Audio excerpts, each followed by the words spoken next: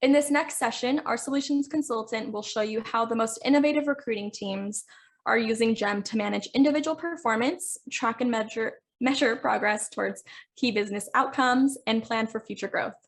Some of you may have worked with her during her time as a customer success manager here at GEM. I am so excited to welcome Gabriella Spallone to the stage. Over to you, Gabriella. Thanks so much, Marissa. And hello, everyone. I'm excited to be here with you all to talk about how you can streamline your hiring process with GEM. Now, before we actually dive into the platform, let's take a look at what we'll be covering in today's session. So first, we'll share how we can start to understand what our team's historical performance has been. And then we'll dive into how we can analyze which parts of our current talent acquisition strategy are working and which aren't. And then we'll use both of those inputs to start to refine that talent acquisition strategy for the future. So let's dive in. For folks who are maybe newer to the GEM platform, you might be wondering what kinds of analytics GEM can provide and what insights we can actually glean from those analytics. Now, because GEM is actually able to deeply integrate with every tool across your recruiting tech stack, from candidate databases like LinkedIn and Seekout, all the way through to applicant tracking systems like Greenhouse, Smart Recruiters, and Workday, we're able to actually provide you unparalleled visibility into your end-to-end hiring process from reach out to offer out, or as I also like to say, from hello to hire. So now this view that I've pulled up here is a view of my team hiring dashboard in GEM. And we can find any of the dashboards that we've built in the GEM platform in the dashboards module on the left-hand side. Of course, we can switch between any of the dashboards that we've already built. But as you can see here, I'm looking at just a top-level view of all of my core hiring metrics for GEM. We have key KPIs at the top here that we can see and monitor. And then we can also look at our progress against those key metrics that we're tracking. So for example, here I can see my total number of hires, my offer acceptance rate, or even my average time to hire. Now, this type of dashboarding is what CFOs and CTOs across all of our customers are using to start to understand the health of their hiring pipelines in real time. Now, what's giving me pause here in particular is actually this total hires metric that we see. So for example, I can tell that we've only hired 90 people to our goal of 200 through the end of the year. Which isn't great because we're actually more than halfway done with this year. So there's some signal that we want to start to dig deeper and understand what's going on with this pipeline and potentially identify areas where we can make up the gap. And we do that actually from GEM's pipeline analytics. So the dashboarding that I've viewed here just now is more of the 50,000-foot view of what's going on with all of my hiring funnel. Whereas pipeline analytics is going to be the ground floor view where we can start to diagnose certain bottlenecks in our process and identify gaps in core hiring pipelines at a very granular level. Now you'll see that the view that I pulled up here is going to be a more a department level view where we can start to compare against different departments, how candidates are actually moving through the process for each of those departments. And ultimately, what I can start to understand with pipeline analytics is things like, for example, which departments are we falling behind in hiring for? Which parts of our hiring process are candidates getting stuck at? Which of our candidate recruiting channels are most effective at generating hires for us?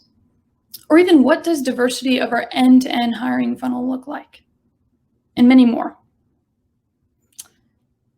So I can see at a glance when I look at each of these department funnels that, for example, while engineering is getting a high level of applications into process, that isn't actually necessarily netting into hires for this department compared to some of the other departments that we're tracking, like customer success and sales.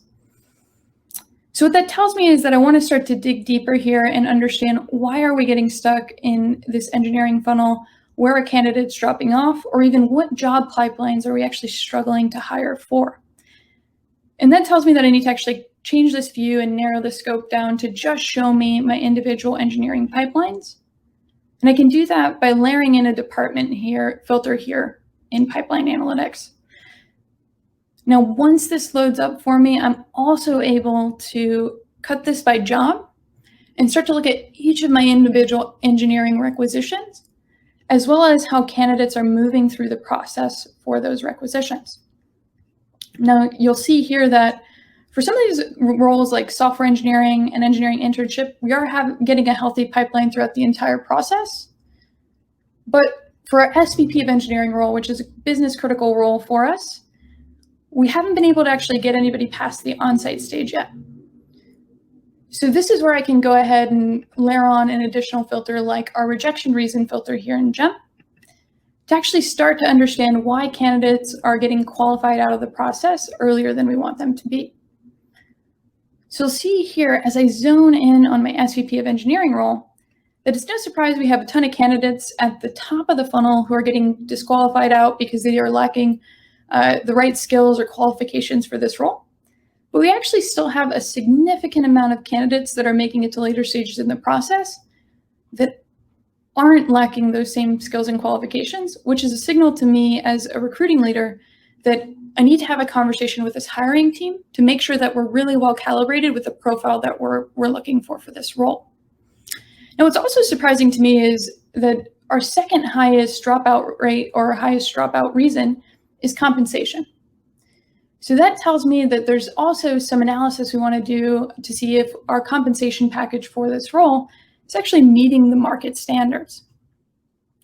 And these insights that Jim's providing me is giving me the ability to start to have a more data-driven conversation with my hiring team versus being more driven by anecdotes or gut feelings.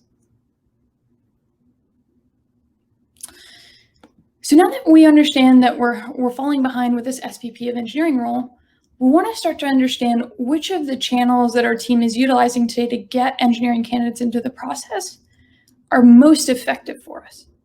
And we can also do that from pipeline analytics. Now, we'll want to refocus this view a little bit to make sure that we can hone in on those metrics and insights.